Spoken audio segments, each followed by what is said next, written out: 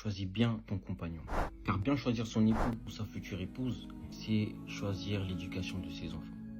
Si tu choisis une personne qui n'est pas concentrée, tu risques de le regretter dans le futur. Et si tu t'attardes que sur le physique, tu risques également de le regretter. Pour bien choisir son compagnon, c'est de choisir la personne qui est pieuse, la personne qui craint Dieu. Car la personne qui craint Dieu, elle va faire en sorte de suivre les conseils du meilleur des hommes, qui est le prophète Muhammad sallallahu alayhi wa sallam. La personne qui est pieuse, elle va t'attirer vers le haut, elle va pas t'attirer vers le bas. La personne qui est pieuse, même lorsque tout va mal, elle sera un renfort pour toi. Et tu seras heureux ou heureuse avec cette personne-là. La personne qui est pieuse sera ton compagnon dans l'au-delà. Pour trouver la personne qui est pieuse, il faut trouver une personne qui apprend.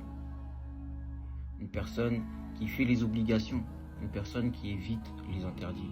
Malheureusement, de nos jours, certaines personnes veulent se marier et prennent comme condition le fait que la personne soit riche ou le fait que la personne soit belle physiquement, qui s'habille bien, le fait que la personne a une certaine taille, mais ils mettent la piété en dernier.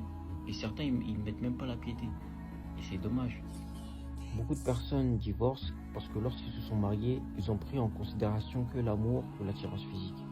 Et dès que l'amour a disparu, ils ont vu tous les défauts de la personne. Et ils n'ont pas mis la piété en priorité.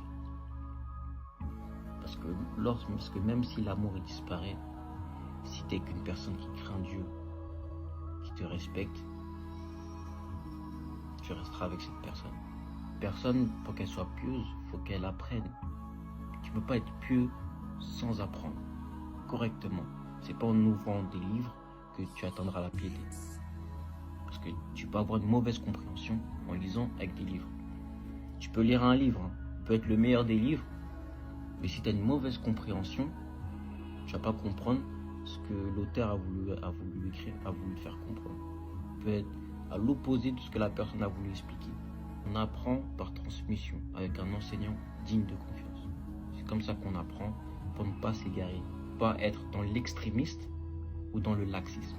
Dans le Coran, Allah Ta'ala dit ce qui a pour sens: ô vous qui avez cru, préservez-vous ainsi que vos familles d'un feu dont le combustible sera fait d'hommes et de pierres. Si tu ne te préserves pas à trouver une bonne personne, ta descendance risque d'être catastrophique. Tu veux trouver une personne pieuse, il faut que toi tu l'aies également. Tu ne peux pas être un 2 et vouloir un 10. Certaines personnes trouvent le 10. Si tu veux une femme qui est l'élite, il faut que toi également tu sois l'élite. Et si tu n'es pas l'élite, essaye d'avancer. Inch'Allah, tu trouveras le 10. Si tu trouves quelqu'un de bien, mais que physiquement elle ne t'attire pas, est-ce que c'est assez pour se marier? Moi, je vais te retourner la question.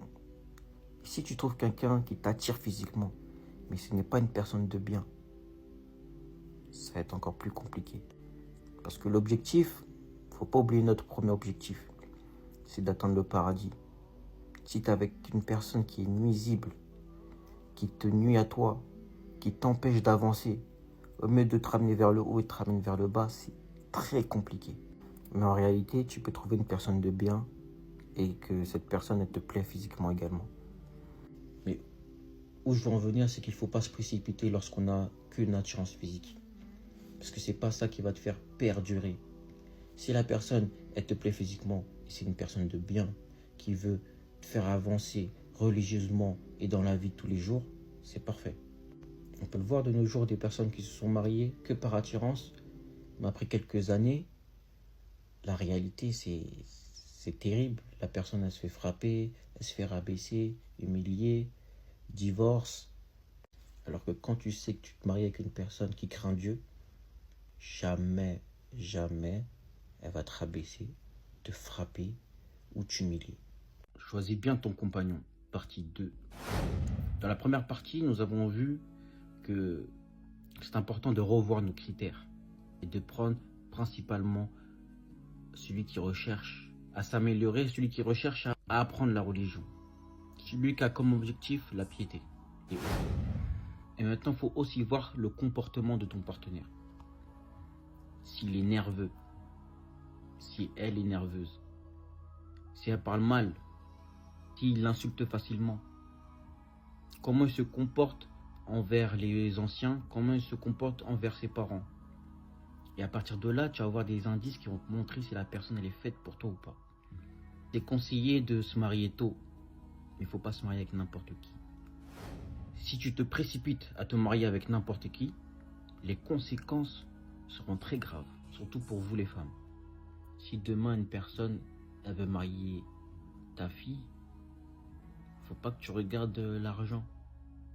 Il faut que tu regardes son comportement et la manière dont il applique sa religion. Donc on récapitule. Qui cherche à apprendre la religion, à s'améliorer, à chercher la piété et un bon comportement. Si demain une personne elle est riche, elle veut te marier, elle a un beau métier, elle a une grande maison, elle a une belle voiture. Mais il se peut qu'il ne prie pas. Beaucoup de personnes vont aller se marier parce qu'ils voient les choses de la dunya. Et si la personne ne prie pas, c'est très grave. Tu peux te réconforter en disant oui mais il va prier. Là tu le prends comme ça là. Ça veut dire que tu le prends dans cet état-là, il ne prie pas. Si quand tu te maries, il continue à pas prier, tu peux t'en prendre qu'à toi-même. Les premières années, tu vas te dire ouais c'est l'amour fou. Quand le temps va passer, ça va être compliqué. Et si tu as des enfants, va leur enseigner la prière, mais ils vont dire papa il prie pas. C'est très compliqué. Si tu te maries avec une personne comme ça, qu'il apprend, qu'il prie, et après peut-être vous vous marierez. Si demain tu te maries avec une personne qui ne craint pas Dieu, tu vas le regretter. Comme on dit, le miel n'a pas de date d'expiration.